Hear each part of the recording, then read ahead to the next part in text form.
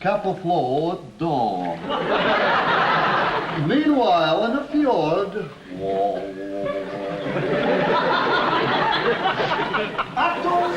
I got a feeling this whole operation is coming apart. What do you mean, sir? What do I mean? I'll get it fixed. I'll get it fixed. Okay. Right. Yeah, Bosun, take the wheel. Yeah, all right.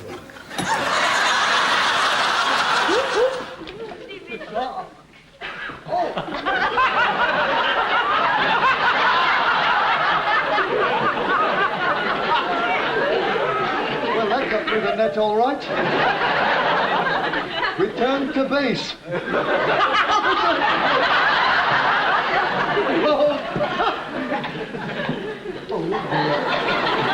Eric, friend, creator, actor. Well, he's all of these and more.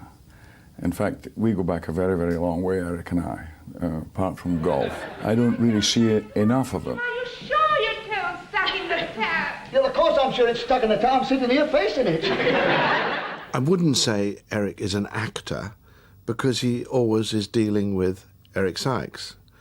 But if you want to actually deal with the truth of how you get a laugh, how you will lose a laugh by being cheap, or how you will lose a laugh by being too emphatic, or how you will lose a laugh because it isn't fed properly, set up properly, Eric's your man. Added to which the sheer poetry of his physical comedy is extraordinary.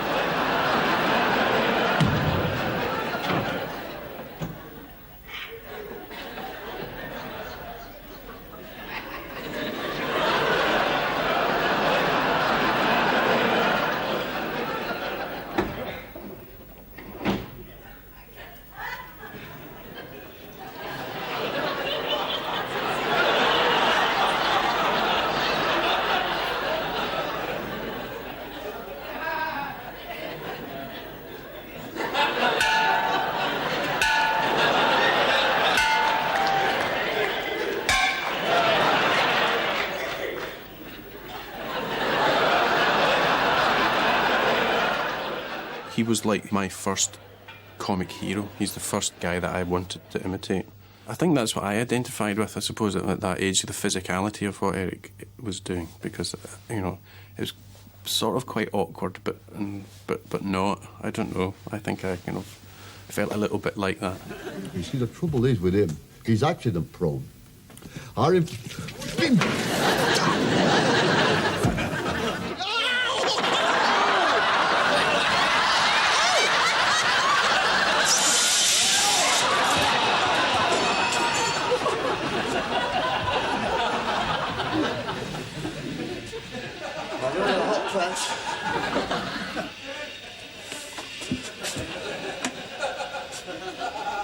Gotcha.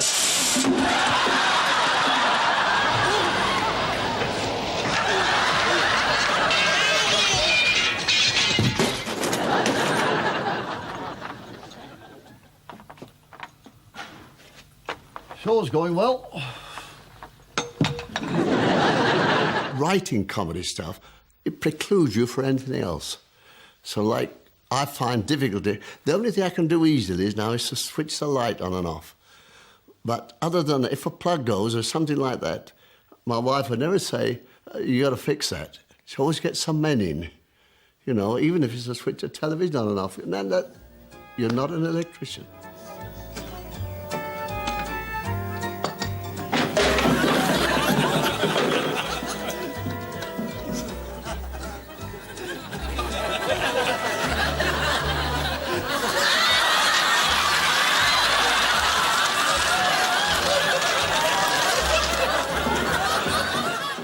So it precludes you for anything else because straight away you're into the comic things. And if you see something happening that's a tragic thing and you go, oh, to start with, and then, hang on a minute, that's a lovely situation, that. And straight away you can see the funny side of it. So it does preclude you from being, what I would say, a normal person. In other words, a bit normal as opposed to idiot.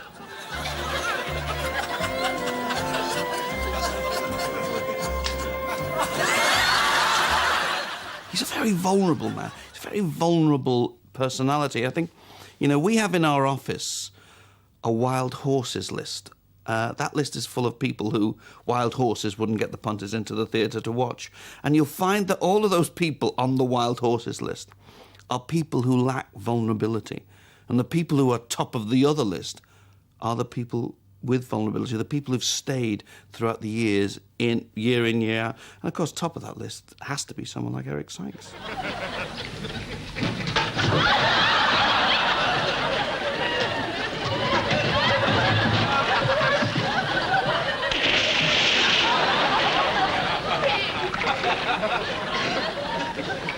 Don't just stand there, Ricky. I'm sorry, Eric.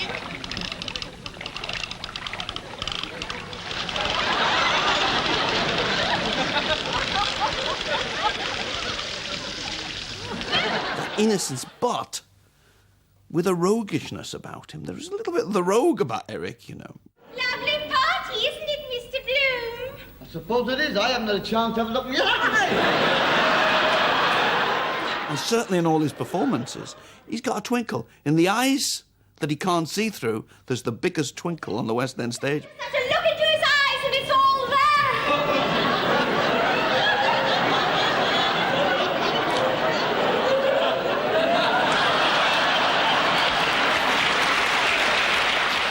When I was 14, I went to a woodyard, and then I did a grocery shop, and then I finished up in a cotton mill.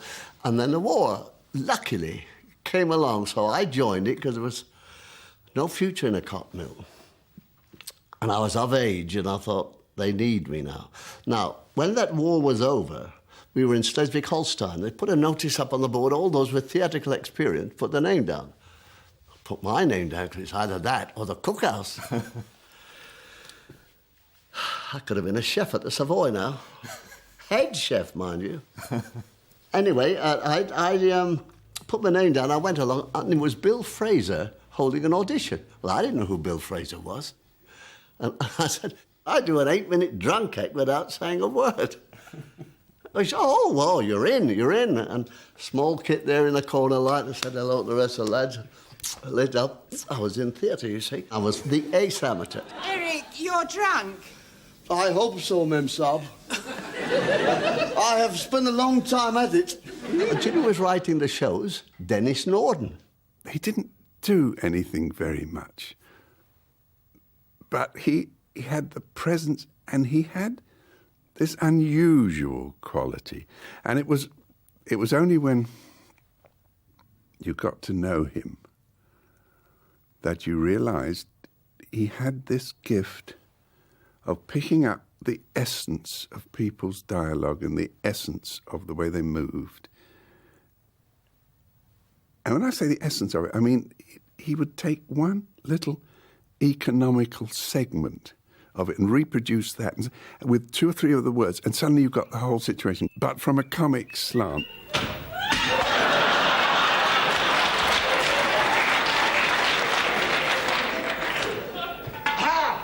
Bloom speaking. And it sounds disconnected, but it isn't. Bloom speaking. Yes, we heard it. Arrived, yes. I'll come down. You're right, it was the, it's not the, it's the, and they just, they have. It's the police! We had a long discussion once about what we'd do after the war, and Eric decided that he would go in for comedy and become a comedian. And the first thing that we would have to do, of course, was change his name, because it was inconceivable that a comedian could be called Eric Sykes, for heaven's sake. Rick Allen was the name, which is how Eric burst upon the world when he was D-Mod. Rick Allen, you may have heard him on Variety Bandbox. Now, anybody that went on Variety Bandbox like doing a command performance. You may have heard him. You couldn't have done, because I was never on it. But you may have heard him, in which case you better go and have a checkup. Welcome to Variety Bandbox. Why my career took off so well with Variety Bandbox, that Frankie Howard was the biggest thing in the country. But instead of writing jokes, which I didn't want to do anyway, I wrote him situations. So, like his first one that I did was that he was a messenger boy, and he had to take 2 elephants to Crewe. 2 elephants. 2 elephants. I was the Frank said something very apt then. He said, listen, he said, yeah, writing comes easy to you, and because it does, you suspect it. Well, take my advice, forget the stage, stick to writing. And I said, Frank, you're right. You and me as children. Look at those pigtails. Yes. And look at mine. Burn that. Burn. It's a strange world. You see, my father was he just come out of the war, the First World War, and his wife, my mother, her family, they thought that she had married beneath him because he was a cotton mill operative and one thing or another, and I think they were doing quite well. Well, they had a son called Vernon, my elder brother, 2 years, and then I was born, and my mother died in childbirth. And then, there was a big kerfuffle. But I never had anybody that I could go and tell my troubles to. And one afternoon, one of these women came round, and she was a fortune teller. She said, your mother, she's dead, isn't she? And I said, yes. And she said, do you ever feel a touch on your shoulder? And I said, oh, yeah. Has it gone colder? I felt a definite gesture as if somebody was trying to get across. It came across in the west. Well, that feeling you have when you say somebody's walked over my grave. I think, ooh, it's a thing. Well, I got that quite frequently, and the day after, the same day or whatever, I used to write something that was quite good. Or something, I'd do something that was quite good. So I realised, and he said, your mother is looking after you. And I realised instead of a touch on the shoulder, it was those shivers that my mother, that's a picture of my mother up there, Harriet. Now that's another strange thing, and Hattie Jakes, and I used to call her Harriet sometimes. Do you remember in the show? Now how can you get as close as that? You know that 1 3 down 5 letters, brother and sister born at the same time? That was twins. I put that in. No, you put twits. The first pilot was written by Johnny Spate. I was thinking of us. Charming. Straight away I said, yes, we'll do this, Johnny. I said, there's only one thing wrong with it. We're down, Hattie and me, as husband and wife. I said, well, we're going to change that, and Hattie's going to be my sister. I said, better than that. She's going to be my twin sister. I said, no, better than that. We're going to be identical twins. And he went, oh, like that. He said, why, Eric? I said, I'll tell you why. Because if you're husband and wife, eventually you've got to end up in a bit of bickering. Husband and wife do it. I said, now this way, as brother and sister, I can have a girlfriend. There's plenty of scope. You can have a boyfriend if you want. Plenty of scope. And usually, brother and sister get on much better than husband and wife. Now, I must be honest, I'm not a secret agent. But that scar on the back of your head. I showed you that. Yes. He fell off a seesaw. Oh, I fell off a seesaw when I was a little girl. He was 23. She was such a wonderful lady and such an ESP between us that when we were reading the scripts, like on the first read-through, you get to the bottom of the page, it'd be my line, and then before opening like that, she would be able to tell me what her line was going to be on the next page. And 9 times out of 10, she was very close to exactly what I'd written. Isn't it amazing? Sit down, Eric. Oh, you know I can't stand facing that. Well, I'm not all that fussy about having to look at you. No, I'm sorry. I meant the clock. Yes, it's Peter, our cuckoo clock. You see, it's inclined to come out unexpectedly. I remember once when Eric was chewing on a piece of meat and Peter popped out, cuckooed, and Eric choked. I couldn't get my breath, could I? It isn't likely to pop out at the moment. It's only 20 past. Ah, well, the trouble is, you see, that Peter doesn't tell the time awfully well. He's liable just to pop out on the off chance. Eric's words had the rhythm of ordinary speech. He did that deliberately. Yes, he did. He did. But to make a predicament, that was what he was very good at.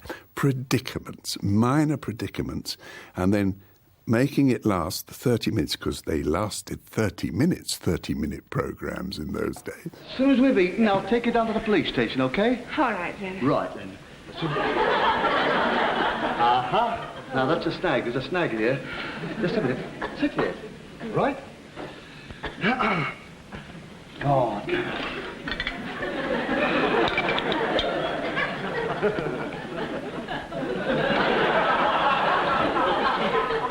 Eric, if you sat at that end of the table, I could eat my dinner.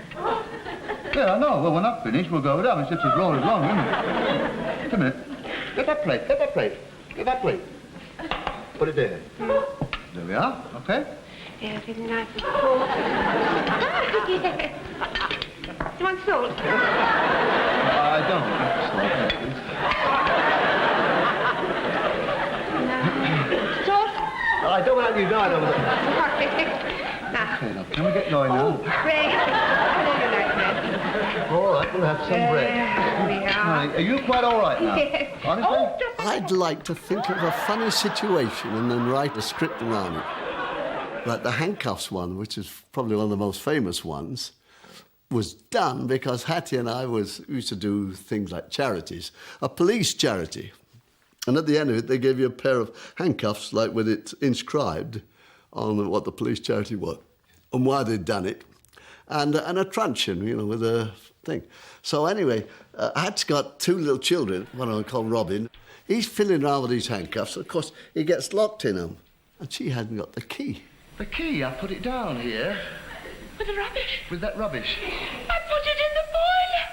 You put it in the boiler? I bet our freedom in that boiler. Oh, Eric, this is all your fault. That's what gave me the idea that I went home and wrote the handcuff one. I'll tell you what we'll do. Now, let's pretend we're one person, right? Just got one pair of hands. Go on. Right, come on now. There we are. Good. Yeah, that's a good idea. Now, look, I'll cut it. That's right. There we are. You got... I mean, It's working. is it okay? Right, now, don't forget the inner man. Now, don't get in there. Bit of bacon. That's it. Now, the mushroom. Get the mushroom. That's the one. Ha, ha, ha, ha. My idea of writing a show was if they didn't like the comedy, they would like the plot. It was like there was like small playlets. So they wanted to see how it ended. Does he get out of this, or how does he get out of it? What happened to you then? Got my toe stuck in the tap. That's a silly thing to do, isn't it? One born every minute, isn't it? Was it an accident? Accident? You should never have stuck your tap there in the first place. Toffee?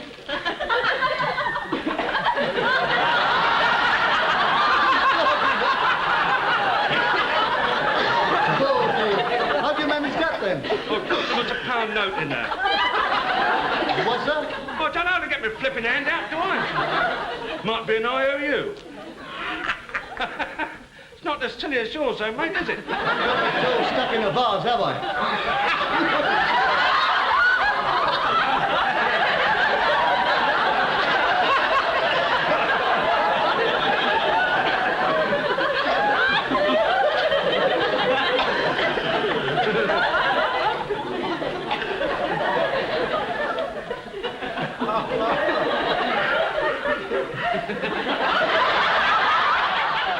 He's a master carpenter of comedy.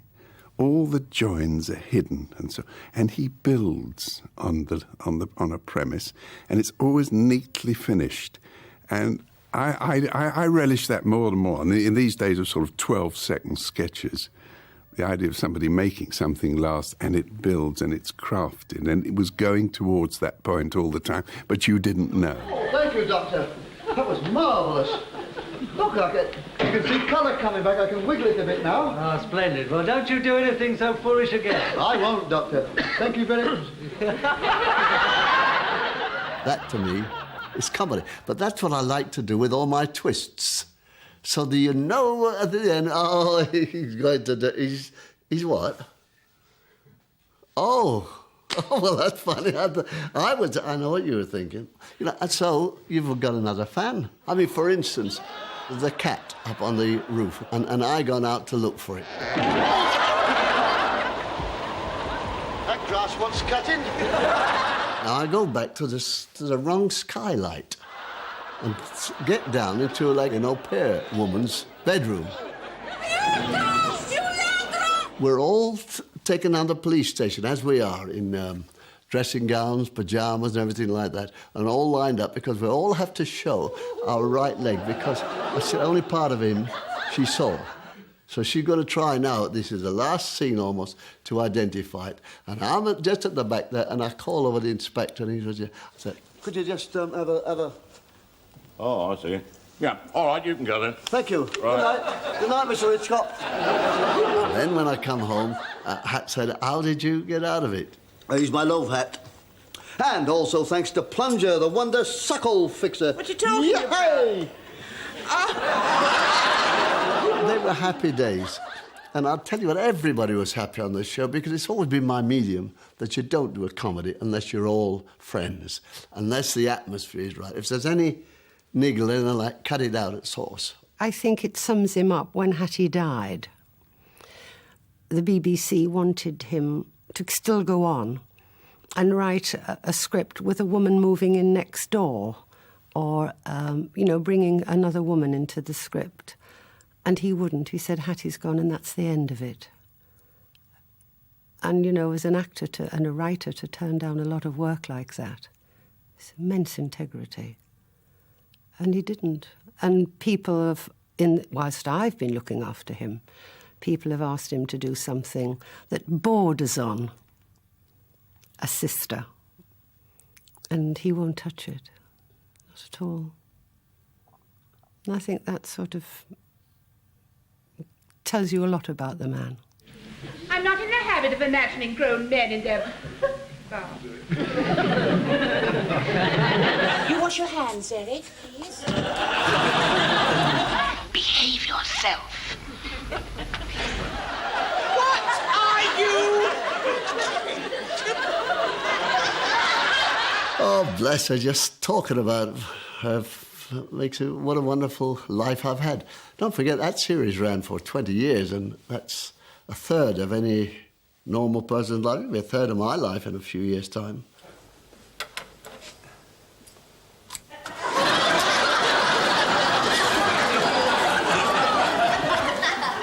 What did you do that for? Pardon? What did you do that for? It was looking at me. They knew what comedy was. I said, please tell me, because I've been searching for it all my life. And one said, it's easy. He said, you tell the audience what you're going to do, then you do it, end of joke. I said, now that doesn't fill a book. Now, can you just enlarge upon that? And so they said, well, just give you an example. Close up a banana skin. Fat man approaching a banana skin, trips over the banana skin and falls. I said, that's it. He said, yes. I said, look, first thing you do when a big fat man falls is you go, oh, because he's going to break something. Or a fat man, it's nasty. He said, oh, yeah, but all comedy is tragic. I said, no, it's not. Comedy is funny. Now, that fella is not a cartoon. He doesn't slip on that banana skin, goes 8 feet in the air, and his feet are going like that. And then he goes, boom, and then the building goes. It's not a cartoon. And I said, now, I'll use the same analogy. If you did what you did, people at home would say, well, I could write that. Our Jack could do that. I mean, there's nothing funny. Right. So you tell them what you're going to do and you do something different. And they said, well, how do you do that? I said, well, look, I'll use your analogy. Now, close up on a banana skin, right? Fat man with a cane with a nice silver top cane, walking towards it, like that. He doesn't look round, he's just like that. And he whips the banana skin into the road like that, and he turns around and goes, boom, straight into a wall. I said, that is comedy. He's a hell of a director. I mean, those short films that he did, the way he uses music in them, the way he chooses his shots, the way he places his camera, I don't think he's ever got credit for that.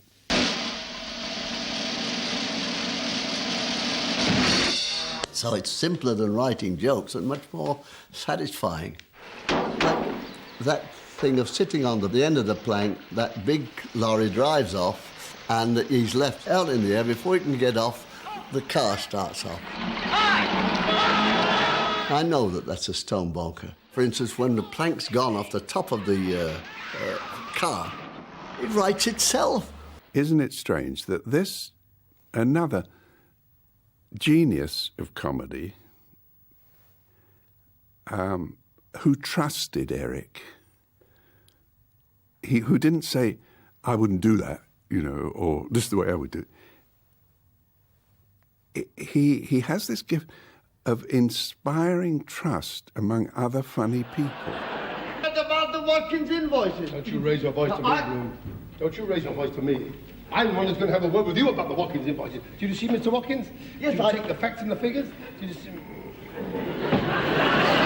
5 weeks out of town, and then we come to London. That was a deal, the West End. So we did it. Now, gradually, as we're going round, we're getting worse and worse because we're both trying to act the play. Now, the play is the worst play in the world, but Jim and I are so happy to be working together. But we're both restricting ourselves by trying to be actors. When we get to Manchester Palace, Jim said to me, he said, we're not going to the West End, not after this. This is the last week. I said, not with this thing. So he said, well, I'm going to have a bit of fun. So I said, well, if you're going to have fun, I'm going to have fun. So we started, and Jim had lines like, you know, he had a glass of whiskey and a cigar, which is in the play. And he said, ugh. He said, do you think this being the last week? They'd give you the real thing, wouldn't you, eh? The real... It's only coloured water. At least they did give me a real cigar. I wish they'd give me a real actor. Now, from then on, we were home and dry. And Jim said, if you take it off now, you want your head tested. I was there the night at Manchester when they thought the play was finished, it was dead, we'll have a bit of fun with this, and suddenly this monster was created. But I saw it when it came into London, and it was one of the most anarchic, extraordinary evenings I've ever spent in a theatre.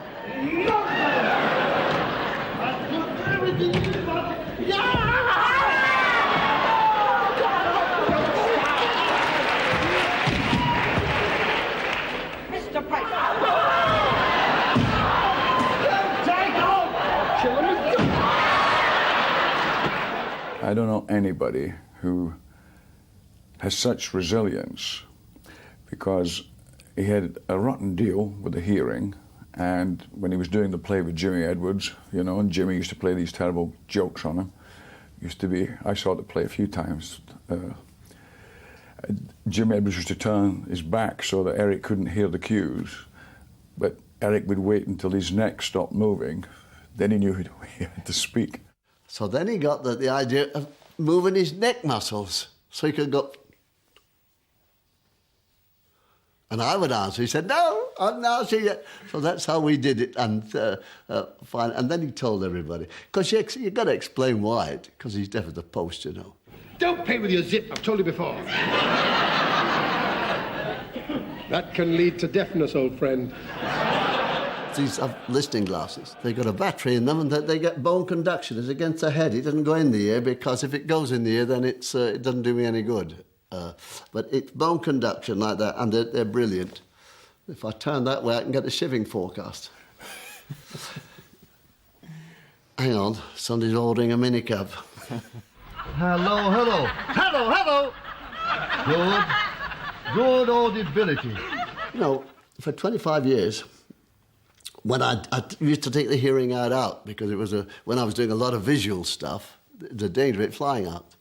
And for 25 years, I had to go on that stage, do my act and things like that. And then the play with Jimmy Edwards, and I couldn't hear a word. I didn't hear a laugh at all. And luckily, I got these. And I realised that for 25 years, I haven't been getting any.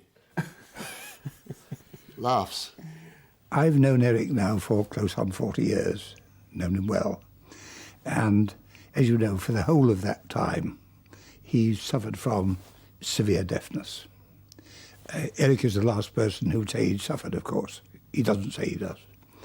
And never once, ever, have I heard a word of complaint or remorse or anything of that sort. He just doesn't talk about it. He never complains about it. That takes an awful lot of guts, I think. Well, you seem to have passed that little test all right. Thank you. With that contraption on my head, I couldn't hear a thing. I never found that that the hearing problem affected anything that we did or anything I saw at all. It almost became a part of his persona, you know, the way he sort of stooped forward to listen and the inflection, the way he spoke. Now, John, I just want to, warm up, you know. That's a nice little guitar you've got there. Yeah. Where do you go and have it tuned? Go on, John, let's warm up. Those chords we were trying, yes.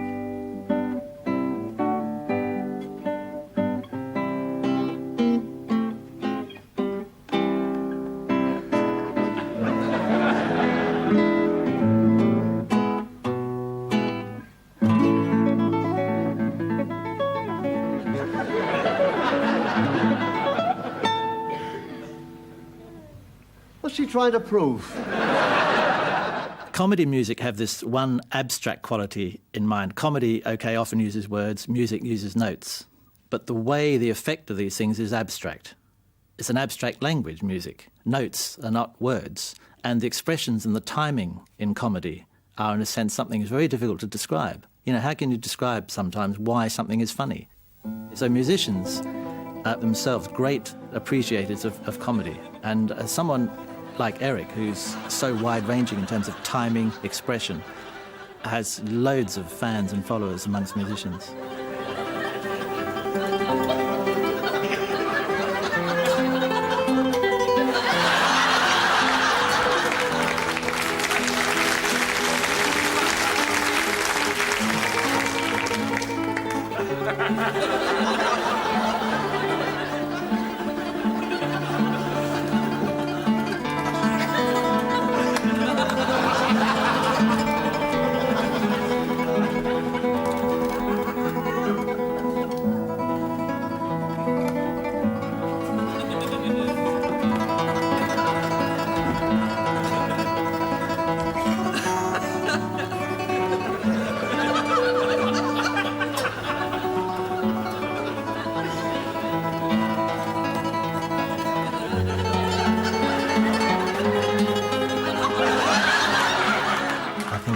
His attitude to his own difficulties with hearing and now sight in the last few years are just magnificent. And that is an inspiring thing. And when you're lucky enough to know someone who's exhibiting these optimistic sort of way of dealing with these things. I remember when he first told me about the sight thing over the phone, and I hadn't seen him for a year or so, and he'd realised it was happening. His first thing he said to me when I expressed all the sort of, how awful, Eric, that's terrible. He said, it's wonderful. He said, I'm listening to all these talking books. It's just wonderful to have the time to hear these one. I mean, I thought, what an attitude. He's blind and deaf, and you would never know it by the way he goes on stage. I saw him on stage in a play. He didn't make a wrong move. He knew all his lines. Yes, I say he's a bit of a phenomenon in that respect. We did a Kafka's Deck in the West End, and there was one time, because his eyesight's failing, there was a cue light where he had to come on. Sometimes it was because it's such small lights, they're tiny, we have difficulty seeing them, and he thought it had gone to green for him to come on, and it wasn't. So he came onto the stage in the middle of a scene, and it was quite obvious, you know, everyone on stage stopped and had a look round, and it was quite obvious that he'd come on a little bit too early. And like that, he says, "Oh, I'm sorry, I thought it was a cupboard," and turned around and walked off again. And of course, everything stops then for 5 minutes while everybody falls about laughing. You've written books, you've written novels, and now tell me that you're still writing scripts. And I was wondering, do you type? Do you use a word processor, or are you writing? No, I can't use. I'll tell you what I did. I wrote and I write, and I give it down to my secretary, who types it all out. Yeah. And I'd written 4 pages of foolscap, and I took them downstairs, and I said to my secretary, "Type those. That's the funny bit." And she said, "There's nothing on these pages." I've just written for... And there's the indentation. I've been writing, and the pen had run out of ink. I don't know if people know, but Eric's playing golf 2 and 3 times a week. And I haven't had a chance to play with him. The last time was at stage golfing at Richmond. And but what I'd like to say is that when I talk to him, and I'm always in South America or whatever it is, and we're on the phone, he is more up and energetic and creative than he's ever been in his life. If somebody said to you, "Let's go for a 6-mile walk this afternoon," you say, "Are you kidding?" But if somebody said, "How about a round of golf this afternoon?" you say, "Yeah, all right, what time shall I see you?" And you walk 6 miles without thinking about it. So it's the finest exercise that you can have, and that's what's kept me fairly active, you know. And if I could just see where my balls are, if I could just find them, I'd be worth a fortune in used golf balls. May I borrow your putter, Peter, please? Haven't you got one of your own? Never had to use one. He was always having lessons. He was always sort of trying to turn a bit more and trying to get a bit more length. And he had quite a good short game, not a bad putter. And then he got a little bit jittery towards the last sort of few years. But if he'd applied himself a little bit more and not perhaps gone overboard with the tuition theory, always, you know, I'm going to try so-and-so. Do you think if I did so-and-so and so-and-so? And he'd say, "Eric, you're hitting the ball very nice. If I could just do this. And no." And it was wonderful. And off he'd go. How'd you play? "Oh, I had 5 holes. Wonderful." And down the bat. He's not conceding Eric's putt. He's going to see it in. What's he going to do now? Eric always had this idea that golf really was funny. Golf seemed to produce characters, whether they were the oldest member, the flirty lady captain, or the caddy master's daughter. They were always characters that were larger than life. And Eric had talked for some time about creating a series based around the funny happenings at an outrageous golf club. But the powers that be weren't so keen on the idea because golf being, in many people's eyes, a minority business sport, people won't tune in to watch golf. And Eric persisted and said, "Well, they'll turn in if it's funny." This wasn't sudden, was it? I mean, you must have had some, well, you know, foreboding. Feeling of change? Yes. Well, I always knew there was something different about me. We're all a bit androgynous, you know. Eh? Did you know the fetus is actually 6 weeks old before it decides what sex it'll be? Yeah, well, I don't know much about biology. But I do know this, for most of us, once our fetus has decided, we do our best to stick by it. And not go round confusing people. It's not very sporting, Mr. Johnson, the trouble you've caused this club and its members. But that actually happened in several clubs. And this man was a 4-handicap golf player that had a sex change. And because he was a 4-handicap golfer, he'd won most of the cups. And off 4-handicap and going off the ladies' tees, I mean, he's going to be unbeatable. I think perhaps you ought to take a look, Mr. Secretary. I don't think that there's any need for that. Well, I'm sorry. I think there is, Mr. Secretary. I'm not a doctor. I can't go looking. If he is a woman, it could be very embarrassing. You don't have to be a doctor in a case like this. It would be indecent. But you've seen him before. Yes, but that was when he was a man. If he's a woman now, yeah, I think the lady captain. He's from an age where it was no disgrace to stand up for a woman, a lady. They were ladies in those days, they weren't women. Offer seats on buses and hold doors open and be gentle and nice. And he just, to me, personifies a British, maybe an English sense of humour. Almost a gentleman, a gentle man who goes through life being a contributor and trying to do the best he can for all concerned. We met at 9. We met at 8. I was on time. No, you were late. Ah, yes, I remember it well. We dined with friends. We dined alone. A tenor sang. A fairy tale. Ah, yes, I was so moved by his absolute enthusiasm for being a performer. I mean, he'll be a performer until he trips over. We need people who we can look up to for their attitude, not for how famous they are or even for how great they are at what they do, but, you know, to have an example of attitude to life. I was a handsome man. You were made in Japan. No, you're reading the words on the camera.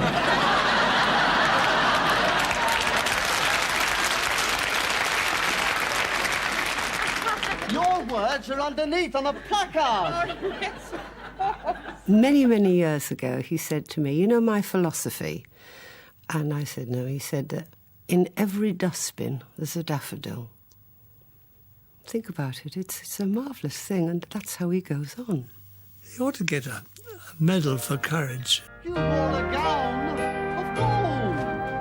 I was all in blue. Am I getting old? Oh, no. Not you. You were so young. So young. So young and gay. A prince of love. The Prince of Wales. In every way. Ah, yes. I remember it well. I remember it well.